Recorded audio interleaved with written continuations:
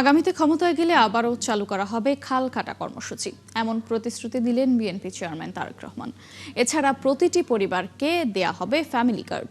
নারীদের আরও স্বাবলম্বী করতে উদ্যোগ নেওয়ার কথাও জানান তিনি। সোমবার যশোরের শিশু আফিয়ার দোয়া অনুষ্ঠানে ভার্চুয়ালি যুক্ত হয়ে তারেক রহমান এসব কথা বলেন। আরও জানাচ্ছেন মোহাম্মদ হোসাইন।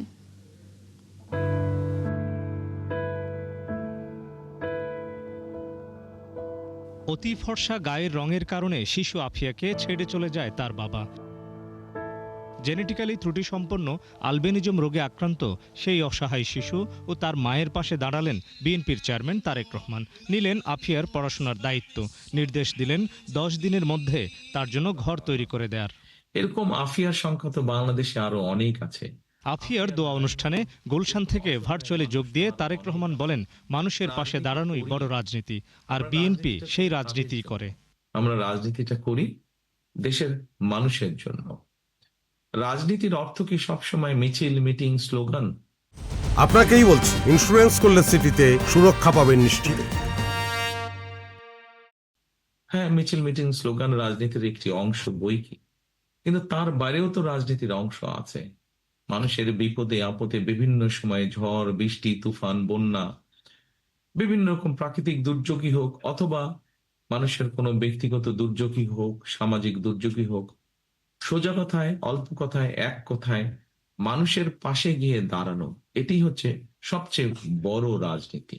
নির্বাচনে জিতলে প্রতিটি পরিবারের জন্য ফ্যামিলি কার্ড চালুর প্রতিশ্রুতি দিয়ে বিএনপি চেয়ারম্যান জানান, নারীর উন্নয়নও থাকবে আলাদা কর্মসূচি। মাধ্যমে আমরা যেরকম ফ্যামিলি কার্ড যেটি আমরা দিতে চাইছি, এটি দেওয়ার মাধ্যমে যেরকম আমরা পরিবারগুলোর পাশে দাঁড়াবো, ফ্যামিলি কার্ড আমরা দিতে চাই শুধু নারীদেরকে। একটি পরিবারের যে নারী প্রধান, যে তাকে আমরা এই ফ্যামিলি কার্ড গুলো দিতে চাই, যাতে তার পরিবারের সহযোগিতা হয়, তার পরিবারের জন্য সুবিধা হয়, সাহায্য হয়।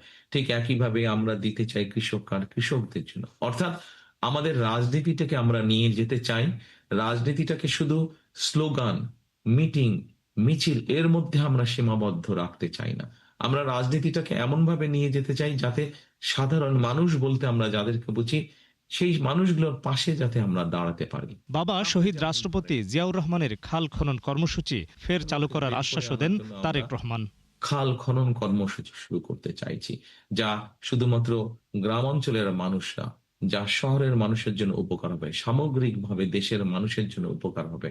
পানির সমস্যার সমাধান আমরা দেখি কি, বর্ষাকালে যখন অতিবৃষ্টি হয় অথবা সীমান্তের উপর থেকে যখন হঠাৎ করে বাঁধ খুলে দেওয়া হয়, আমাদের দেশের বিভিন্ন অঞ্চল ভেসে যায় পানিতে।